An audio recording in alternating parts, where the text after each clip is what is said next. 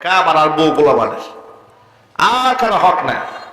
এমন কপাল পোড়া এই সমাজের অনেক সন্তানেরা আছে যারা নিজের উপার্জিত সম্পদে বাবা মার হক আছে এই কথা বিশ্বাস করতে চায় না। কথা বলতে হবে ঠিক না ঠিক?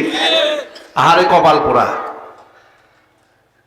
মনে রাখবেন, আমার এই সম্পদ এটা আমি শুধুমাত্র উপার্জন করেছি তা নয়, এই সম্পদে বারাকা কে বাড়িয়ে দিয়েছে জোরে বলেন? রিজিক দেওয়ার মালিক কে? আল্লাহ পাক বলেন, ওয়ামা মিন দাব্বাতিন ফিল আরদি ইল্লা আলাল্লাহি রিজকুহা। জমিনের মধ্যে এমন কোন বিচরণশীল প্রাণী নাই যে প্রাণী রিজকের দায়িত্ব আমি আল্লাহ নিজ হাতে গ্রহণ করি নাই। অন্য আয়াতের মধ্যে আল্লাহ পাক বলেন, আল্লাহু ইয়াবসুতুর রিজকা লিমান ইয়াশাউ ওয়া ইয়াকদির। আমি আল্লাহ তাআলা যাকে খুশি তাকে আমি রিজিক বাড়ায় দেই, যার থেকে খুশি রিজিককে আমি সংকীর্ণ করে রাখি। এই ফয়সালা কার হাতে? মহান আল্লাহ পাকের হাতে। আল্লাহ পাক বলেন, বান্দারে তুই শ্রম দিয়েছিস কিন্তু অর্থ উপার্জন আমি তোকে করে দিয়েছি। তুই ক্ষেত খামারে বীজ বপন করেছিস, তোর দায়িত্ব শেষ হয়েছে। এই বীজটাকে পরিপূর্ণ চারা বানাইয়া এর মধ্যে ফল দেওয়ার দায়িত্ব আমি নিজ হাতে গ্রহণ করেছি। সুবহানাল্লাহ পড়ে। পৃথিবীর কোন বিজ্ঞানী গাছে ফল দিতে পারে? আরো যদি বলেন, কৃষক পারে? কৃষক তো জমিনে বীজ রেখে রাতের বেলায় ঘরে এসে ঘুমায় থাকে, সকালবেলা গিয়ে দেখে সেই বীজকে আল্লাহ ফাটাই দিয়েছেন। সুবহানাল্লাহ পড়ে। কে ফাটিয়ে দিয়েছেন? আল্লাহ পাক ফাটিয়ে দিয়েছেন। এরপরে যদি রৌদ্র না ওঠে ফসল নষ্ট হয়ে যায়, বৃষ্টি না আসে ফসল নষ্ট হয়ে যায়, অতিবৃষ্টি হলে নষ্ট হয়ে যায়, অনাবৃষ্টি হলে তাও নষ্ট হয়ে যায়। পরিমিত বৃষ্টি হতে হয়, পরিমিত রৌদ্রের তাপ থাকতে হয়। এই যে এত বড় সেটআপ কে দেন? যদি বলে না কে দেন? এরপরেও বান্দা মনে করে সব আমার, ঠিক না? কারুনের কাছ থেকে নবী মুসা আলাইহিস সালাতু ওয়াস সালাম যখন সম্পদ চেয়েছিলেন দরিদ্রকে দেওয়ার জন্য, সে কি বলেছিল? ক্বালা ইন্নামা উতিতুহু আলা ইলমিন ইনদি। কারণ জবাব দিয়ে বলেছিল, মুসা এই সম্পদ তো আমি আমার ইলম দিয়ে অর্জন করছি, আমি দেব কেন? নাউজুবিল্লাহ বলেন। তার ভাষা ছিল ক্বালা ইন্নামা উতিতুহু আলা ইলমিন ইনদি। আমার জ্ঞান দিয়ে সম্পদ উপার্জন করেছে, ভাগ দেব কেন? আমি কাউকে দেব না। জোরে বলেন নাউজুবিল্লাহ। আল্লাহ পাক সম্পদ সহ তাকে মাটির নিচে ধসিয়ে দিয়েছেন। সে আল্লাহ আছেন না নাই?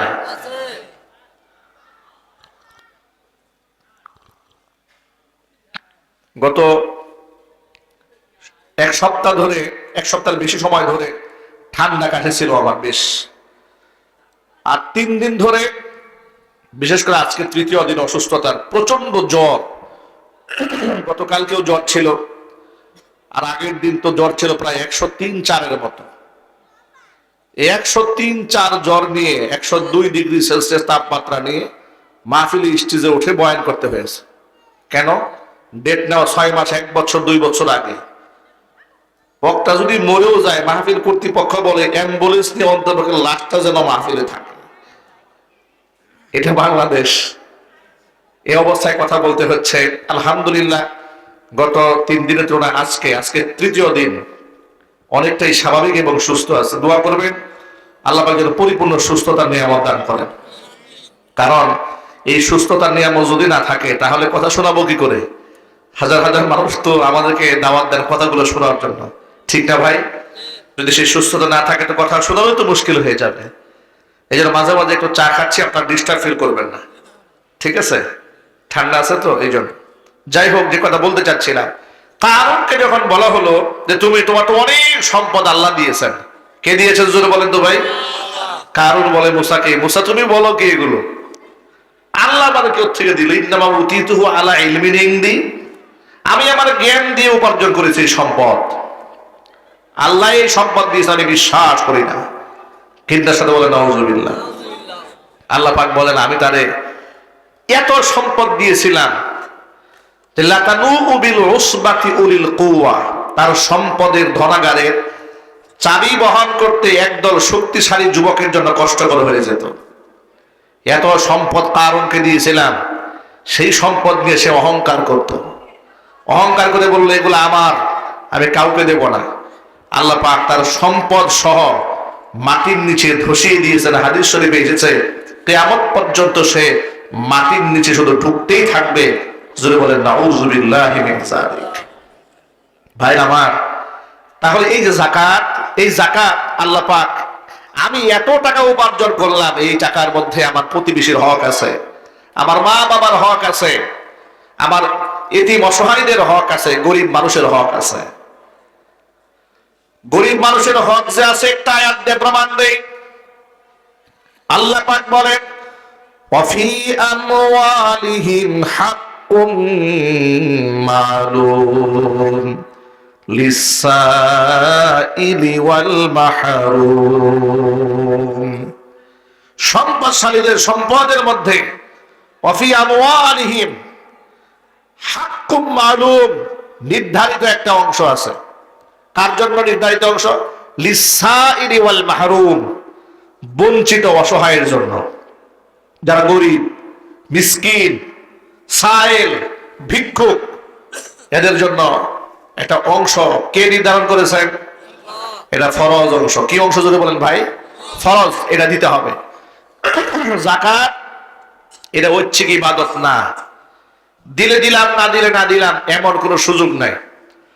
আমাদের বাংলাদেশ 90 থেকে 95% মুসলিম অধ্যুষিত এই দেশে ইসলামিক স্টেট কায়েম না হওয়ার কারণে এখন সব মানুষ ইচ্ছা করে নামাজ পড়লে পড়ে, না পড়লে না পড়ে।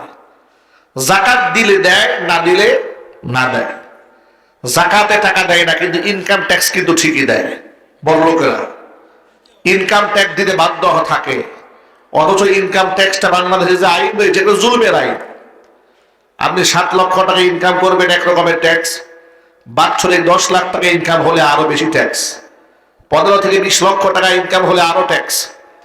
এমনকি এক পর্যায়ে শতকরা 25% আপনার যদি ইনকাম বেশি হয়, অর্থাৎ ধরুন আপনার বাৎসরিক ইনকাম 20 থেকে 25 লাখ ছাড়িয়ে গেল, তাহলে আপনাকে শতকরা 25% ট্যাক্স দিতে হবে। বছর যদি 1 কোটি টাকা ইনকাম করেন, তাহলে আপনাকে শতকরা 25% মানে প্রায় 25 লক্ষ টাকা আপনাকে রাজস্ব খাতে ব্যয় করতে হবে।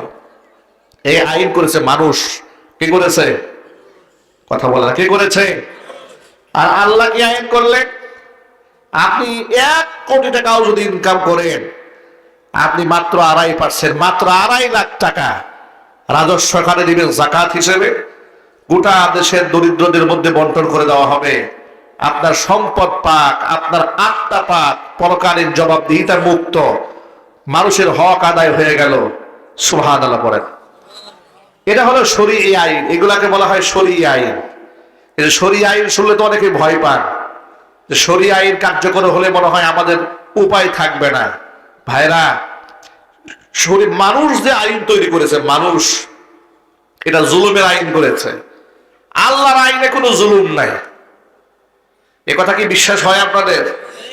আপনি বলেন, উদাহরণ দিয়ে একটু বোঝাই দিই, মানুষের তৈরি করা আইনের জুলুম কি করে হয়। এর ছোট্ট একটা এক্সাম্পল নেন। আমাদের বাংলাদেশ সহ গোটা পৃথিবীতে মানুষ 2 শ্রেণী, নারী আর পুরুষ, ঠিক না? আমাদের বাংলাদেশের মানুষ নারী আর পুরুষ। এই নারী আর পুরুষ এদের মধ্যে বিবাদ হয়, ঝগড়া হয়, মারামারি হয়, কাটাকাটি হয়, দাঙ্গা হাঙ্গামা হয়। এই জন্য আমাদের বাংলাদেশে নারী নির্যাতন মামলা আছে, কিন্তু পুরুষ নির্যাতনের কোনো মামলা নাই। ঠিক না? ঠিক বলেন। মানুষ, একজন নারী যদি, আপনার স্ত্রী যদি আপনার বিরুদ্ধে কোনো মামলা করে, ধরেন আপনি কোনো অন্যায় করেন নাই, এরপরেও যদি সে চায় আপনাকে ফাঁসাতে পারে, আপনাকে সেই ব্যক্তি কারাগারে ঢুকাতে পারে, সেই সুযোগ আপনার স্ত্রীর আছে না নাই? এই দেশে এই আইনের ধারা আছে না নাই? 2018 সালে স্বৈরাচারী খুনি হাসিনার আমলে আমাকে মাহফিল স্টেজ থেকে ধরে নিয়ে গিয়ে মামলা দিল যে আমার পকেটে ককটেল বোমা পাওয়া গেছে। তো যাই হোক, সে অনেক লম্বা ইতিহাস। সে আমলে তো অনেক বড় বড় আলেমরা জেল খেটেছে, জরিমানা দিয়েছে, অনেকে ফাঁসির মঞ্চে উঠেছে। তো সেই ক্ষেত্রে আমাদের এই নির্যাতনটা তাদের তুলনায় একেবারেই হালকা নির্যাতন, যা আমরা 22 দিন মাত্র কারাবরণ করেছি। হয়তো 3 বছর আমাদের হাজিরা দিতে হয়েছে, বছরের পর বছর দৌড়ের উপর থাকতে হয়েছে, সেগুলো একেবারেই সীমিত এই দেশের বড় বড় আকাবিরা যে পরিমাণ মাজলুম হয়েছে সেই জুলমের তুলনায়।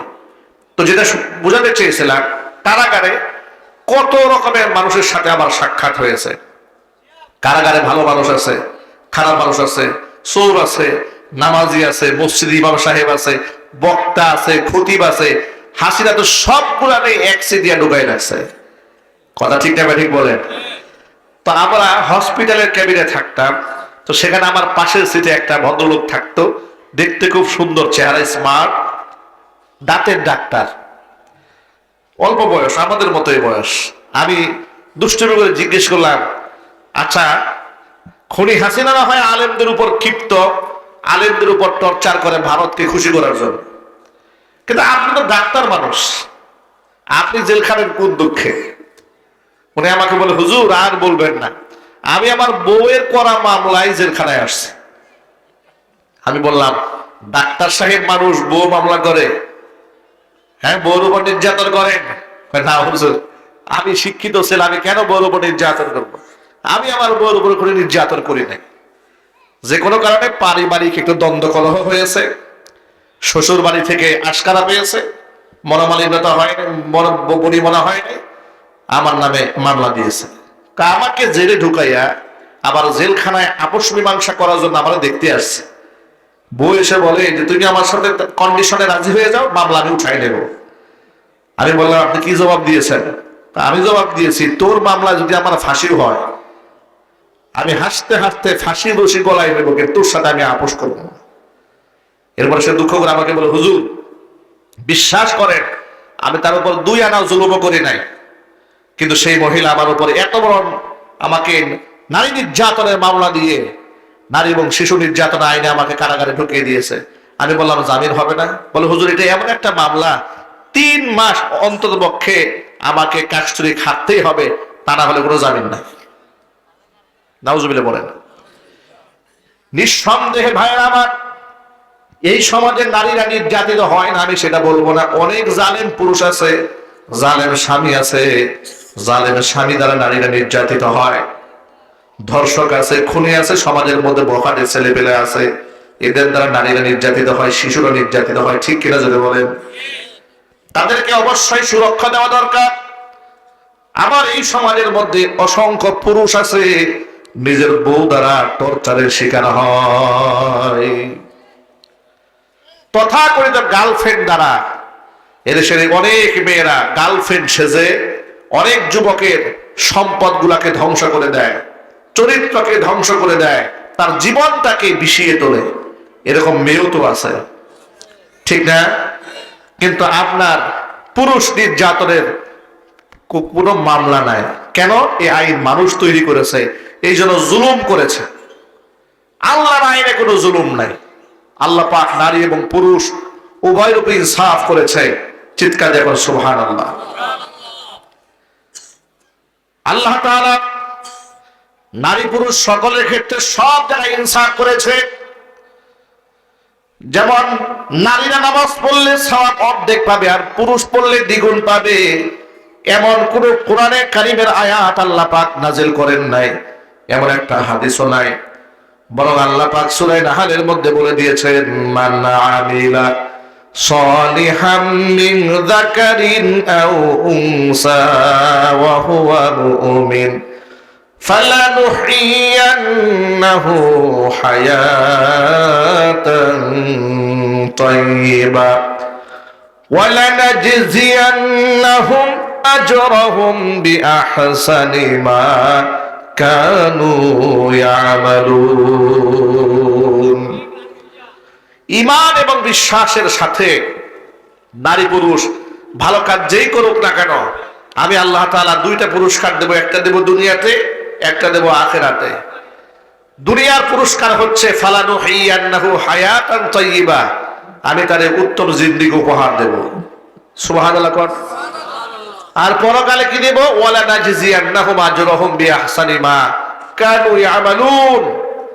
বান্দা দুনিয়াতে কত ভালো কাজ করেছে, উত্তম মানের ভালো কাজ করেছে, মধ্যম মানের করেছে, নিম্ন মানের করেছে, কিয়ামতের ময়দানে সমস্ত আমলগুলাকে আমি ফার্স্ট ক্লাসের মানে উন্নীত করে বান্দাকে পুরস্কৃত করব। এখানে নারী পুরুষ বৈষম্য করা হয় নাই। আল্লাহু আকবার বলেন। একদিক থেকে স্বামীর মর্যাদার কথা কোরআন হাদিস তুলে ধরেছে, আবার অপর দিক থেকে স্ত্রীর মর্যাদা কথা তুলে ধরা হয়েছে। কোরআন বলেছে ওয়ালাহুন্না মিসলুল্লাযী আলাইহিন্না বিল মারুফ। পুরুষের উপর নারীর রয়েছে ঠিক সেই রকম অধিকার, নারীর উপরে পুরুষের রয়েছে যেমন অধিকার। এই অধিকারের শব্দটা বলতে গিয়ে আল্লাহ তাআলা নারীর অধিকারের কথা কোরআনে আগে উল্লেখ করেছেন। সুবহানাল্লাহ। এখানে নারীর অধিকারের কথা আগে উল্লেখ করা হয়েছে। আবার স্বামী স্ত্রীর অধিকারের কথা একসাথে বলতে গিয়ে আল্লাহ পাক বলেন হুন্না লিবাসুল লাকুম ওয়া আনতুম লিবাসুল লাহুন্না। স্ত্রীরা স্বামীর পোশাক এবং পরিচ্ছদ স্বরূপ, স্বামীরাও স্ত্রীদের পোশাক এবং পরিচ্ছদ স্বরূপ। পোশাক যেমন শরীরের অঙ্গ প্রত্যঙ্গের ত্রুটিগুলা গোপন রাখে, স্ত্রীর দায়িত্ব স্বামীর ত্রুটিগুলো গোপন রাখা। স্বামীর দায়িত্ব হচ্ছে স্ত্রীর ত্রুটি মানুষের কাছ থেকে গোপন রাখা।